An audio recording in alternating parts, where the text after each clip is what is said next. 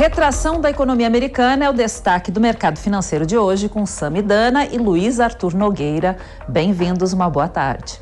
Boa tarde, Cláudia. Boa tarde a você. Muito obrigado pelo carinho da sua audiência. Bolsas em alta no mundo inteiro, inclusive aqui no Brasil, por um motivo que em tese é ruim, justamente o que a Cláudia falou, a retração da economia brasileira. Foi o principal dado, da economia americana. Foi o principal dado do dia com a revisão do produto interno bruto por lá. O que aconteceu? A primeira estimativa era de uma queda de 1,4%. Hoje saiu a segunda estimativa. A expectativa do mercado era de melhorar esse número, com uma queda um pouco menor de 1,3%, mas o número piorou para uma queda de 1,5%. Aí a conclusão seria, bom, se o número piorou, se a economia americana está pior do que se imaginava, as bolsas vão cair, certo? Não, as bolsas estão subindo. Por quê? Porque os investidores enxergaram um lado positivo nisso, de que com a retração da economia americana maior do que o previsto, o Banco Central, o Fed, não vai precisar subir tanto juros. Será mesmo, Samidana? Boa tarde. Boa tarde, Luiz, boa tarde a todos. Tem esse lado que você bem colocou e tem também ainda uma ressaca de ontem. Ontem à tarde, a gente teve a ata do Federal Reserve, que é o Banco Central Americano, em que deixou claro, ou pelo menos deu muitas pistas, que não aumentará o compasso das altas da taxa de juros. O que quer dizer isso? Que as taxas nos Estados Unidos deverão aumentar até o final do verão americano em 0,5 ponto percentual. O mercado temia que o passo fosse de 0,75. Isso também ajudou, respaldando aí no mundo inteiro, contagiando positivamente. Então tem esses dois fatos. O Ibovespa sobe bem, sobe 1,27, como vocês podem ver aqui no nosso telão, aos 111.982 pontos. Destaque positivo para a Petrobras, que acabou sendo privilegiada também pela alta do petróleo no mercado internacional. Destaque também, Sami, para as ações da Magalu, que apanharam muito nos últimos meses, hoje subindo 10%. Agora vamos conferir as bolsas globais, para a gente sentir esse termômetro do otimismo. Olha só, Dow Jones, S&P 500 e Nasdaq, as três em forte alta, acima de 1% cada. Temos também na Europa, todas no azul, subindo, Alemanha, Reino Unido, Paris e também Madrid. Na Ásia, comportamentos mistos, alta em Xangai, queda em Tóquio e também em Hong Kong.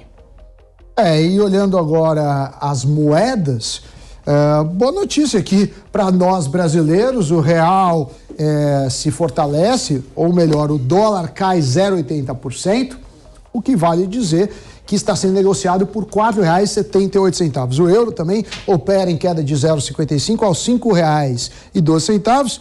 E o Bitcoin está nesse vai, não vai, está na casa dos $30 mil. Agora a queda de 0,28% aos 29.486 dólares. 2h54, um tema polêmico, né? O teto do ICMS que foi aprovado ontem na Câmara dos Deputados em relação a combustíveis, energia elétrica, transporte público e também telecomunicações. O assunto agora vai para o Senado e o presidente do Senado, quem diria, Rodrigo Pacheco, aparentemente está favorável a estabelecimento desse teto. Será mesmo? Vamos acompanhar com a repórter Paola Cuenca. De acordo com o presidente do Senado, Rodrigo Pacheco, o esforço concentrado que está convocado para acontecer na próxima semana, período em que os senadores precisam estar presencialmente aqui em Brasília para fazer a votação de autoridades que foram indicadas para exercer cargos em autarquias ou em outros órgãos ligados ao governo, também será um período em que ele fará uma articulação com líderes partidários do Senado para verificar como fica a tramitação do projeto de lei complementar, que tenta limitar a alíquota do ICMS em 17%. Para combustíveis, energia elétrica, gás natural, telecomunicações, transportes e energia elétrica aqui no Senado. Será debatida a possibilidade desse projeto de lei complementar ser votado diretamente no plenário do Senado Federal ou então a necessidade dele passar primeiro por uma comissão antes de ser votado por todos os senadores. Além disso, Rodrigo Pacheco também afirmou que o objetivo do Senado é não dar um peso excessivo somente para um dos entes federados ou então para a União ou para a Petrobras, mas que todos precisam colaborar para diminuir os preços, principalmente dos combustíveis. todos têm que colaborar. Então essa é a intenção de nós encontrarmos um ponto comum, como deve ser a colaboração do governo federal, dos estados, da Petrobras, do Congresso Nacional, dentro desse intuito para conter o aumento do preço do combustível, que é muito nocivo para o consumidor brasileiro. Já conversei com o governador Ibanez do Distrito Federal, o governador do Rio, Cláudio Castro, e do Espírito Santo, Renato Casagrande, já me telefonaram hoje pela manhã também, retornarei a ligação, para a gente poder dialogar e encontrar um ponto comum e um ponto de equilíbrio. Nesta quarta-feira, a Câmara dos Deputados aprovou o projeto de lei complementar que torna combustíveis, gás natural, energia elétrica, transportes e telecomunicações como bens e serviços essenciais, limitando a alíquota do ICMS a 17%. Além disso, o texto também prevê uma compensação da União para os entes federados, estados e municípios. Essa compensação pode acontecer no caso de estados e municípios arrecadarem com o ICMS a partir de 5% a menos do que foi arrecadado em 2021, ou então essa compensação também pode ser feita com descontos em parcelas que devem ser pagas de renegociações feitas pelos entes federados com a União em caso de dívidas que foram então revistas por meio do regime de recuperação fiscal. De Brasília, Paola Cuenca. Neste momento, 14 horas e 57 minutos. E no Fórum Mundial de Davos, o ministro Paulo Guedes elevou o tom contra os governadores críticos à proposta do ICMS. Camila Yunes, Guedes chamou os representantes estaduais de ingratos. Confere? Boa tarde, bem-vindo ao Mercado Financeiro. Oi, Sami, muito boa tarde para você, para o Luiz, para todos que nos acompanham aqui na Jovem Pan. Exatamente, viu, de ingratos, despreparados, e também disse que são militantes ou estão fazendo política. Esses governadores que criticaram aí a aprovação do PL da alíquota do ICMS.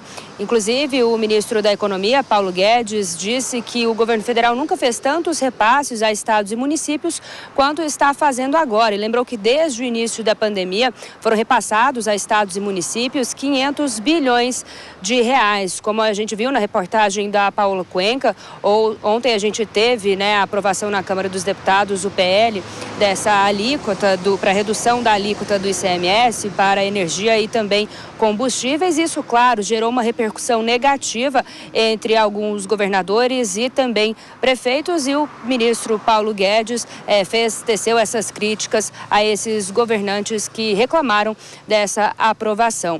Um outro ponto que é importante a gente destacar aqui no mercado financeiro, de declarações do ministro da Economia, Paulo Guedes, é com relação à inflação. Ele disse que acredita que a inflação aqui no Brasil já está atingindo o pico e logo deve abaixar. Então, essas foram algumas das declarações que o ministro da Economia, Paulo Guedes, deu em Davos.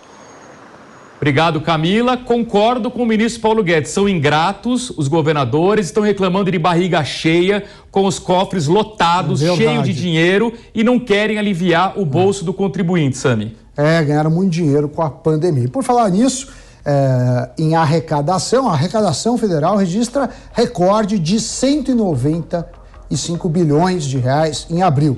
O resultado representa alta de 10,94% na comparação do mesmo mês do ano passado. Esse é o quarto mês consecutivo de recorde, e na comparação com março, a arrecadação também subiu 17,6%, com 164 bilhões de reais e 147 milhões de reais. Então, quer dizer que quem está arrecadando é bom motivo? Mas talvez seja a hora de aproveitar um desse e emendar aí uma reforma tributária. O que você acha, Luiz? Concordo, Sami, e também isso constata o fato de que o primeiro trimestre, embora a gente ainda não tenha o número oficial do IBGE, não foi tão ruim como se imaginava, né? E esse crescimento gera arrecadação. O próprio Itaú falava de um crescimento de 0,8% da economia, agora 1,6%. Mas o mercado financeiro de hoje fica por aqui, Luiz. Eu agradeço a parceria, a companhia.